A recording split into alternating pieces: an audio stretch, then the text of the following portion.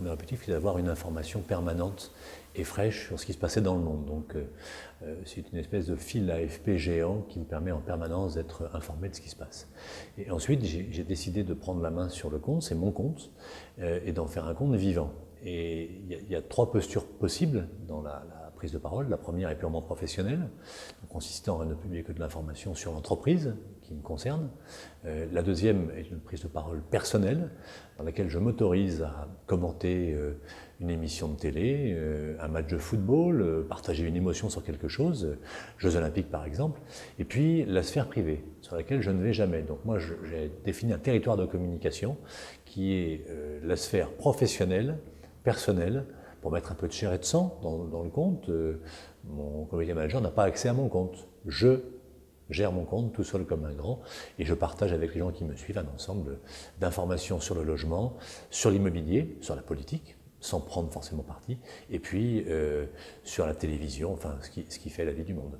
Mais il faut admettre que l'outil est un outil d'immédiateté, d'information chaude. Et donc moi j'ai fait le choix d'avoir un écran d'ordinateur qui est un peu plus grand que la moyenne, qui est coupé en 2, avec à gauche mes mails et à droite le fil Twitter. Donc je suis en permanence, d'un œil, l'œil gauche en général, ce qui se passe sur Twitter pour pouvoir rebondir, réagir ou choper l'information intéressante. Et ce qui est certain, c'est qu'ouvrir un compte et le regarder tous les 3 mois, ça n'a pas grand intérêt, il faut être connecté dessus. Et c'est une façon nouvelle de trouver du temps qu'on utilise bien. La prise de parole du dirigeant sur des lois récentes, sur le marché, en relations presse, sont importantes dans un réseau de 850 agences. Et donc nous avons embarqué le réseau sur ce dispositif et on a formé les agences à Twitter. On a, je crois, 1500 comptes Twitter aujourd'hui qui sont, on va dire, actifs. Et quand je tweete quelque chose, le réseau le retweet. Et donc ça fait un amplificateur de prise de parole, et puis j'informe aussi le réseau, qui est parfois loin de moi, ou je suis loin de lui, d'informations plus fraîches et progressantes. Donc c'est un outil d'interaction qui me permet à la fois d'avoir des ambassadeurs qui vont relayer l'information, mais parfois plus vite que moi. Ce matin, j'avais une interview avec Nicolas Bétou de l'Opinion. Je sors de l'interview qui est en ligne, j'ai pas eu le temps de la tweeter, qu'un des collaborateurs l'avait déjà retweeté. Donc il y a une vitesse et une propagation de l'information qui est pour une marque extrêmement précieuse. L'entreprise Century 21 communique sur son métier qui est le logement. Et le logement, ça intéresse les gens tout le temps. Avec Twitter, l'avantage, c'est qu'on peut passer cette information. Et que, encore une fois, si elle ne passe que par un compte, il n'y a pas d'amplification. Si en revanche, ce compte est retweeté par 500, 1000, 1500 comptes, et que sur ce compte, il y a des followers influents, des gens qui ont 1 million ou 2 millions de followers, vous avez un effet amplification. Je vais prendre un exemple tout simple. Nous avons tous les ans, au mois de novembre, une grande opération de collecte de jouets. Chaque agence du réseau se mobilise avec ses collaborateurs et donne du temps pour aller collecter des jouets qui vont être remis à une association pour les enfants défavorisés. L'année dernière, nous avons collecté 450 000 jouets. 450 000 jouets. Et nos agences ont annoncé l'opération, nous l'avons annoncé, et sur mon compte, j'ai des gens formidables, Nico Saliegas, Laetitia Hallyday, qui sont des influenceurs, qui ont gentiment retweeté l'information. Ça a impacté l'opération. Donc, quand vous avez compris que cet outil permet de porter la marque, de porter les opérations de la marque, le recrutement, quand on fait du recrutement, je publie que l'entreprise recrute 1000 personnes.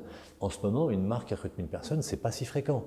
Et que c'est retweeté par 1, 10, 100 ou 1000 personnes, vous diffusez une information largement grâce à la plateforme Twitter et vous avez peut-être l'occasion de changer la vie de quelqu'un qui n'avait pas d'emploi. Alors, Twitter est un outil formidable si vous décidez que vous allez écouter les clients mécontents. Ce qui n'est jamais agréable, on préfère n'entendre que les gens contents. Avant, les gens mécontents en parlaient entre eux, au café, dans un dîner, puis vous ne le saviez pas. L'avantage, même si c'est désagréable, c'est que là vous savez ce qu'on pense de vous, même quand c'est désagréable. Et que vous avez une occasion de traiter l'information. Alors, j'essaye au maximum d'intervenir en direct et de proposer la mise en relation avec le service client. Dans tous les cas, nous mettons un point d'honneur à ne pas laisser les gens sur le bas-côté d'un mauvais service et on remonte l'information au service client qui va se mettre en relation avec le client et avec l'agence pour essayer de trouver une solution. Ce que j'observe, c'est que plus vite vous réagissez, plus vous désamorcez le conflit. Et que si vous laissez la situation se dégrader sans répondre à quelqu'un qui a une demande souvent légitime, les choses vont dans le mauvais sens. Et donc pour moi, c'est un outil exceptionnel qui me permet d'avoir, bien sûr, et j'en ai souvent des gens contents me disant « Monsieur Vimont, on est heureux, votre marque est une marque qui est performante », mais aussi de gens qui ont été parfois mal servis et qu'on arrive à faire changer d'avis parce qu'on les récupère derrière. Donc c'est une volonté de ma part d'écouter les gens pas contents. La bonne question, en fait, c'est pourquoi elle ne l'est pas. Twitter, ça a une vertu, c'est que c'est gratuit au démarrage.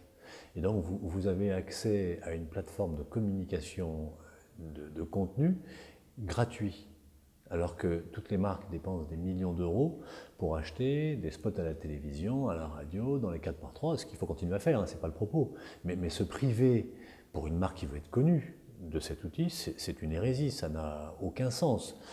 Après, il faut organiser son contenu, sa prise de parole, décider qui prend la parole, mais encore une fois, si je prenais une image, vous savez, une chaîne stéréo, il faut un lecteur de CD puis un amplificateur.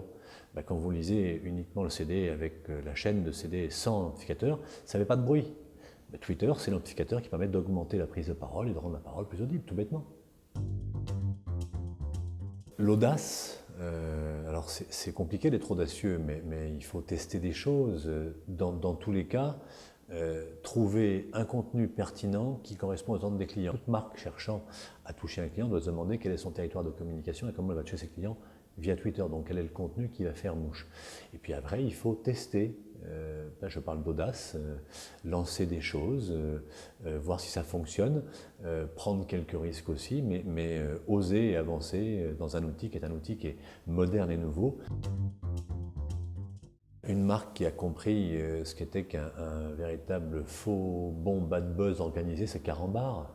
Carambar qui a annoncé, via Twitter je crois, l'arrêt des blagues Carambar de mon enfance, en disant on va les remplacer par une formule plus éducative pour que les enfants soient plus intelligents, et ça a fait un véritable tollé, et ça a fait des médias comme le 20h quand même, d'une grande chaîne de télévision nationale, qui a annoncé l'arrêt des blagues. Et puis Carambar a dit, ben non, en fait, c'était une blague. Et donc, ils ont utilisé ce réseau social, cette propagation de l'information, pour passer une fausse information qui a été ensuite relayée dans tous les sens, et les gens ont pris position, enfin il y a eu des débats incroyables. Résultat, la marque a augmenté sa notoriété et même augmenté ses ventes. Donc voilà un exemple rigolo, d'une façon rigolote d'utiliser une campagne sur Twitter. Il y a une évolution majeure, c'est qu'on ne peut plus penser de façon silotée. Et que le consommateur, lui, il est décloisonné, c'est-à-dire qu'il consomme un jour via la télévision, un jour via un réseau social, un jour via une vitrine d'agence ou une vitrine de boutique. Donc on a un consommateur qui, lui, ne pense pas par silo quand il consomme. Ce consommateur a tendance à plus croire les avis, les commentaires des gens qui publient sur Twitter par exemple, que la publicité. Il y a une perception plus vraie, plus certaine de l'expérience du consommateur quand elle est publiée par ce consommateur. Pour les marques, il faut penser à 360 degrés et intégrer dans la préparation d'une campagne l'ensemble des outils, qu'ils soient traditionnels ou digitaux. Donc ça impose de penser même des contenus qui vont être utilisés sur les plateformes. Et plus uniquement, on l'a fait pour un spot TV il y a 1 an et demi, le spot il a été construit pour être publié sur Internet et sur les réseaux sociaux. Donc c'est une façon nouvelle de penser la communication.